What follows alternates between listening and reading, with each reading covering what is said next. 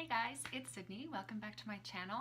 So today I wanted to talk to you about some of the spring cleaning odd jobs that I did this year around my apartment. So I get really excited about the idea of spring cleaning, and one of the things that I've noticed when you look online at spring cleaning checklists is that they're often geared towards homeowners, and there are a lot of things on that list that I cannot do as someone who lives in an apartment. For example, I can't do things like clean out my washing machine interior, wash my exterior windows, or replace my heating or AC vents. Those are all things that the building manager has control of, and honestly, they just probably don't even get done. So because of that, I like to think of different spring cleaning projects that I've been postponing around the house that need to get done. So all of those little odd jobs that kind of add up week to week that you notice and you've kind of found a way to deal with it. It's just getting pushed further and further back on your priorities. Usually a lot of those tasks end up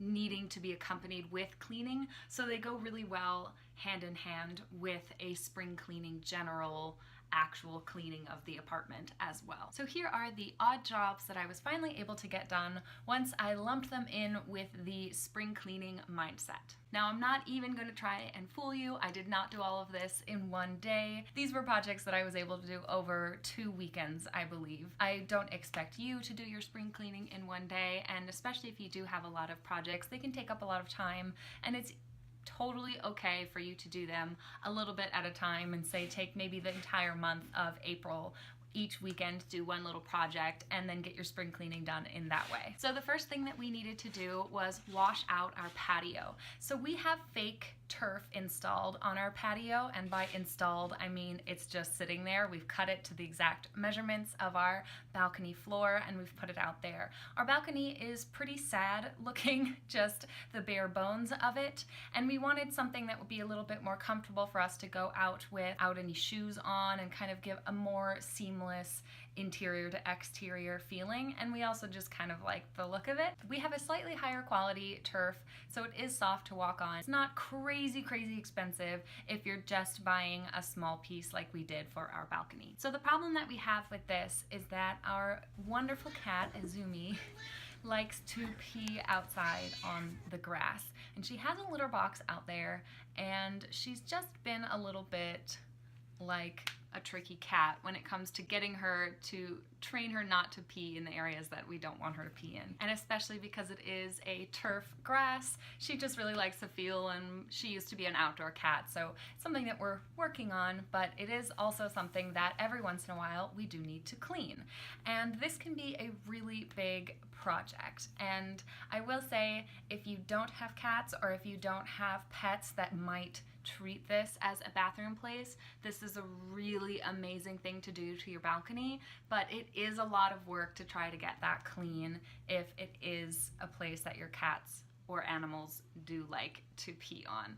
What we did is we cut the turf into 3 pieces that were a little bit smaller, and that way we were able to bring them into the bathtub and scrub them from there. And so I took them in and I used an all-purpose cleaner and scrubbed the backs of them and scrubbed the fronts of them and rinsed them out very well. I also then wiped down the entire balcony and then washed it out several times with the all-purpose cleaner as well. I bought just a kind of cheap rag mop for this job specifically because the water doesn't drain out of our balcony very easily. It was really great for kind of soaking up the water and getting it in. So huge, crazy job. We've been putting it off forever, but now that we're wanting to eat outside much more often, it's good to get that place a little bit more clean. So this was also a really great time, since we were clearing out the whole balcony, to wipe down all of our patio furniture and also re-lacquer some of it. So we have a set from IKEA. It's one of their very inexpensive patio sets that I'm sure you recognize and that you've seen a million other places.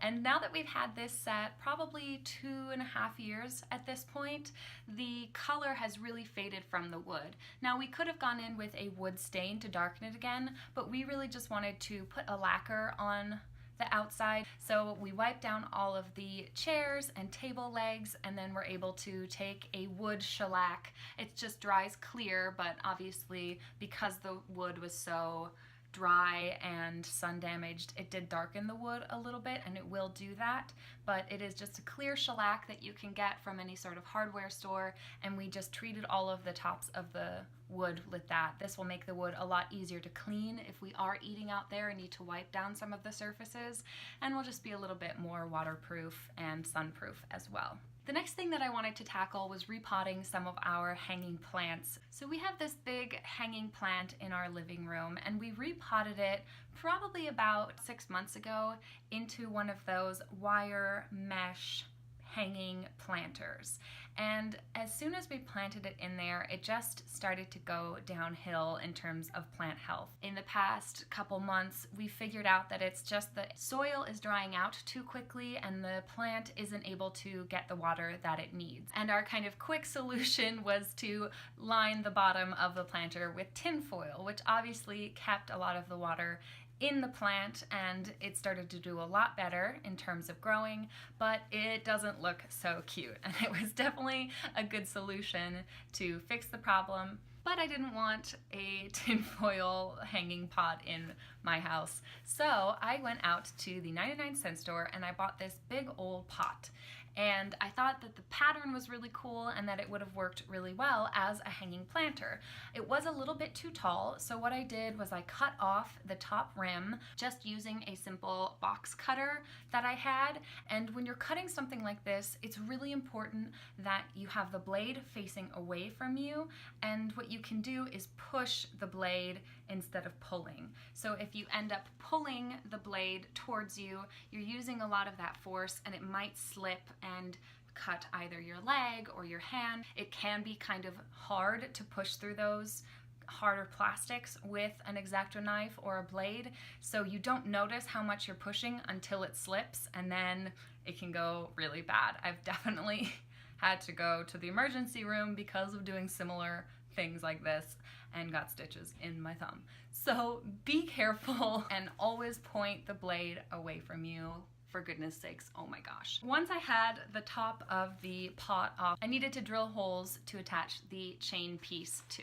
So I measured the top of the pot and divided that by roughly 3. Once I had marked out the holes, I was ready to just drill them in, making sure that I wasn't going too close to the edge to weaken the plastic. Now here's another safety thing in this project. You want to make sure that where you are drilling is not going to line up with where your hand is. Hold next to the hole and drill here, not through your hand. So just be careful, go slow, and always check twice before you start drilling. This was also a pot that had marks on the bottom for where you could punch through holes for drainage, and this is really important to do. You don't want to ever put a plant in something that doesn't have drainage unless it's a very dry plant and you're only going to be watering it like once a month or so. So I was able to keep the mesh and just scoop up the whole plant and put it in its new home.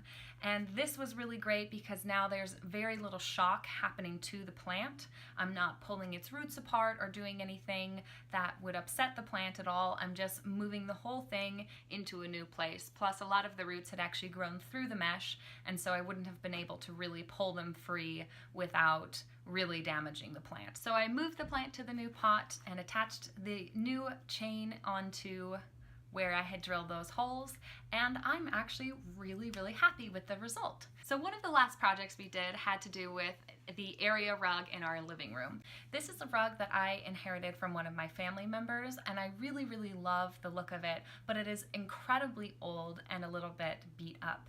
It is a woven rug, and on the edges, the black yarn that goes horizontal in the rug comes undone very frequently because there isn't a really good stopping point on the rug. It's possible that those white fringes used to be tied. I'm not really sure. It is so old that I don't actually ever remember seeing it as a new rug. But it was getting to the point where the black strings were just coming off very frequently and just all over the house, and it was driving me crazy. And this is something that I've been meaning to do for a very long time, but just again haven't gotten around to. And since we were pulling aside the couch and wiping down all the floors and shaking out the rug anyway, I figured, perfect, I have it off the ground, I have the coffee table moved, let's fix this problem. So what I did was I set my machine up to have a zigzag stitch, pretty wide zigzag and a pretty short vertical stitch, and then just ran a line of black stitching along the edge, and this will hold all of that together and stop it from fraying in the future. Then I went through and cut all of the little excess black strings that were still kind of hanging off, and this gave it a much cleaner edge and will preserve the rug a lot longer because it won't continue to just shred off until it's like 2 feet wide. So the last thing that we did was not something that I personally did, but I oversaw. We took out our old tomato plants. They were enormous and they were kind of all over our little netting that we have out to keep the cats in, and went out and got 2 new tomato plants to put out there, and hopefully they will grow just as big. And I'm excited to have some new growth out there. So those are all of the projects that I got done for my kind of spring cleaning fest, and I hope that this was helpful for you and that it inspires you to tackle some of your own projects and find time for them within your spring cleaning schedule, because like I said before, a lot of them can work really seamlessly together. For example, moving the couch, sweeping all of the floors.